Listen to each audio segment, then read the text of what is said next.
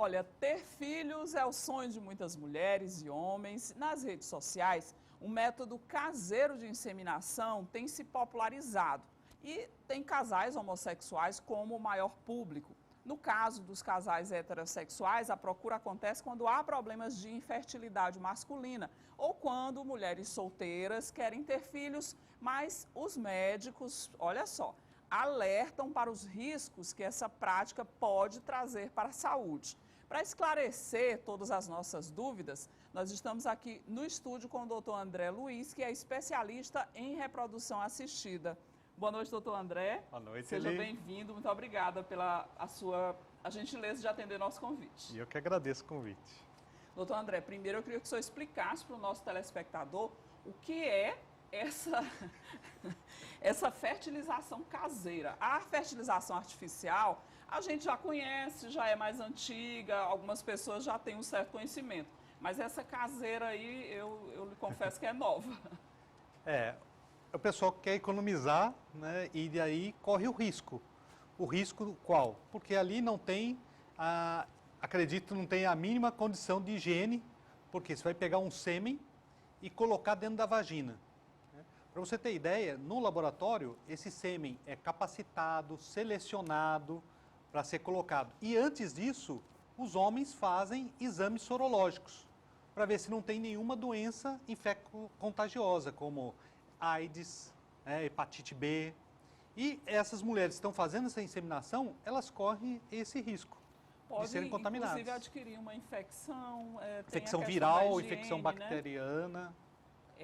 Assim, a gente sabe que a inseminação artificial ela é um ato médico.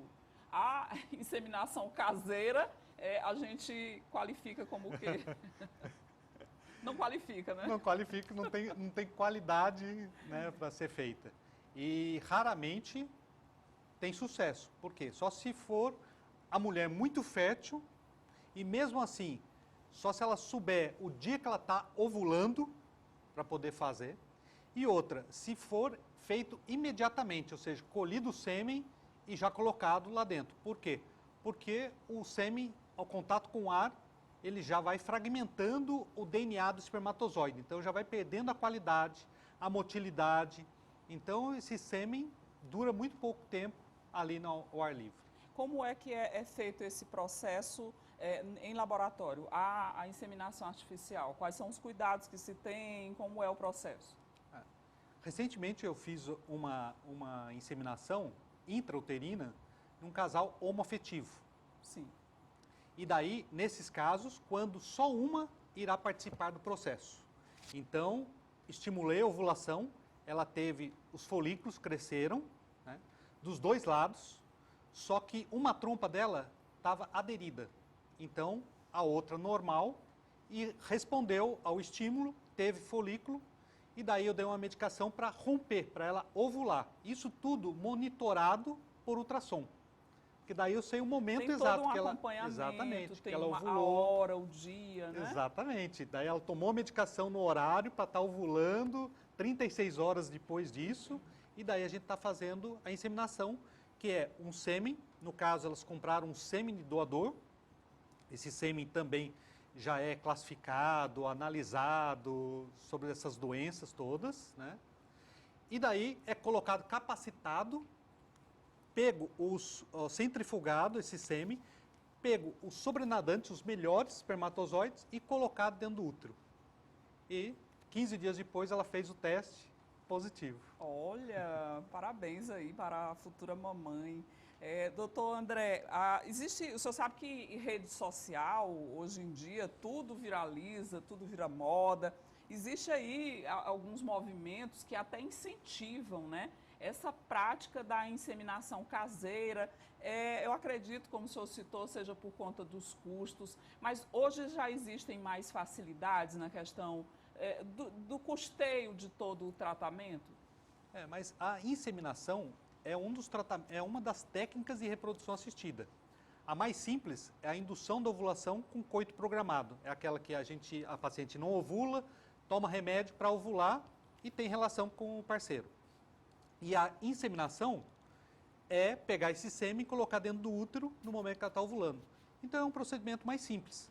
Só que a indicação é quando o casal, por algum motivo, não tem relação sexual, então o marido viaja muito, então não tem uma frequência muito grande, a inseminação Por exemplo, se o ajuda. senhor estipular, tem que ser naquele dia, naquela hora, o parceiro não vai poder estar e fica mais complicado, né? O ideal é ter pelo menos 2, 3 vezes relações por semana, porque 2, 3 vezes, com certeza, 1 ou 2 relações irão cair dentro do período fértil, sem se preocupar com o período fértil.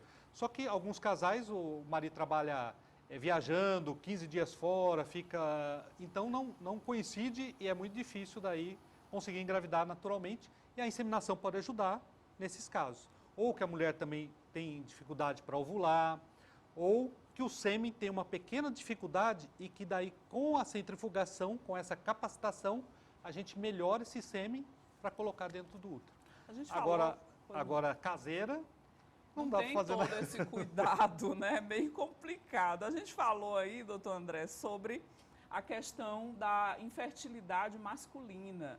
Às vezes, existem casos, por exemplo, em que o casal tem dificuldade para engravidar e geralmente a culpa cai na mulher, né?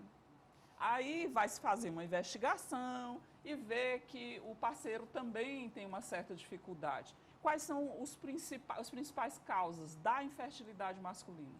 Inclusive, as causas, 30% das vezes, a causa é só masculina, 30% das vezes só feminina e 40% das vezes ambos têm alguma dificuldade, alguma alteração que está levando a não conseguir engravidar. Os dois têm que passar por um tratamento para conseguir, Sim. né? E do homem, o mais frequente é a alteração do espermograma, ou da concentração, da motilidade, da morfologia, ou de todas essas alterações.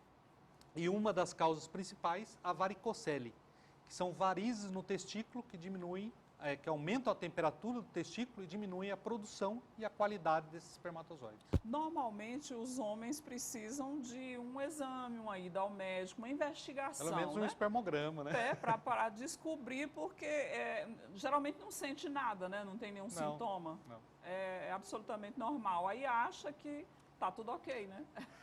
E o pior é que muitas vezes a mulher faz todos os exames e o homem não faz. se nega a fazer um espermograma. Né? Hoje atendi um casal que foi o contrário.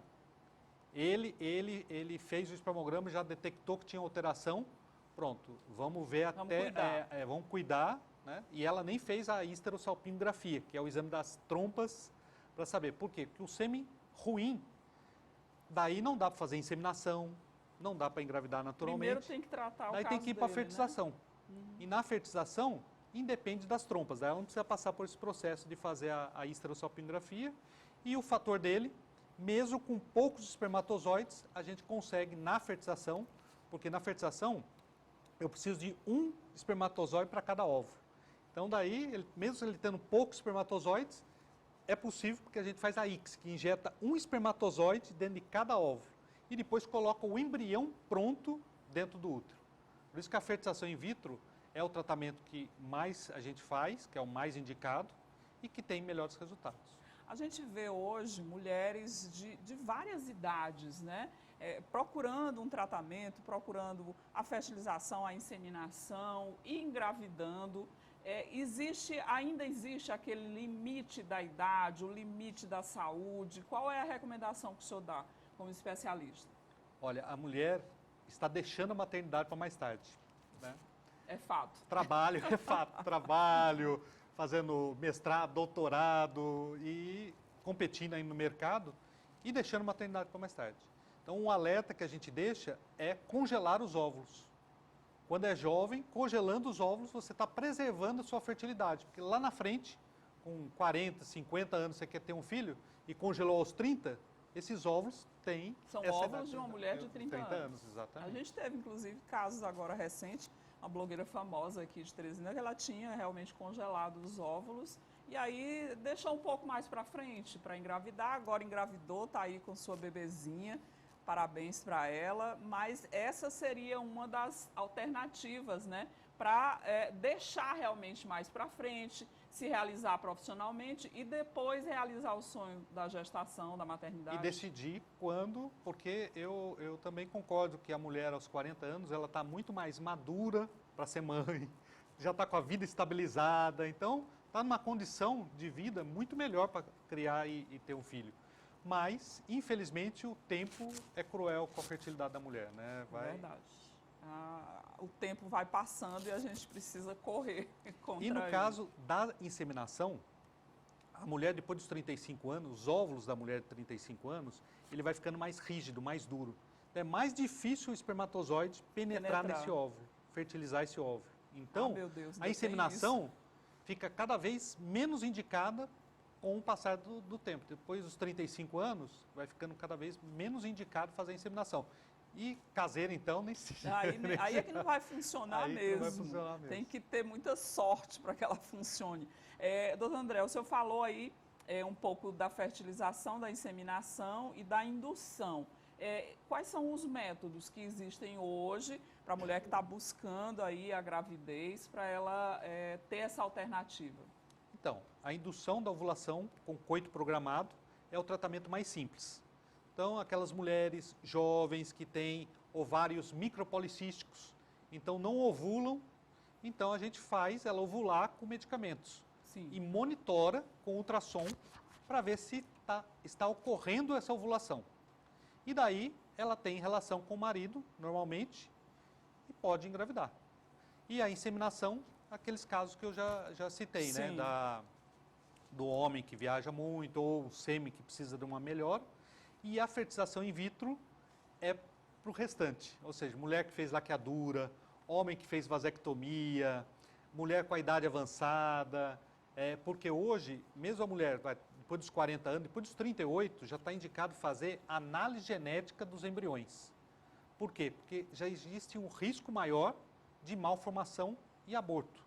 Então, hoje é possível, o embrião que tem 5, 7 dias, que chega num estágio chamado blastocisto, a gente fazer uma biópsia desse embrião e verificar as principais síndromes e malformações, síndrome de Down, Patal, Edwards, e só transferir o embrião saudável para dentro do útero dessa mulher.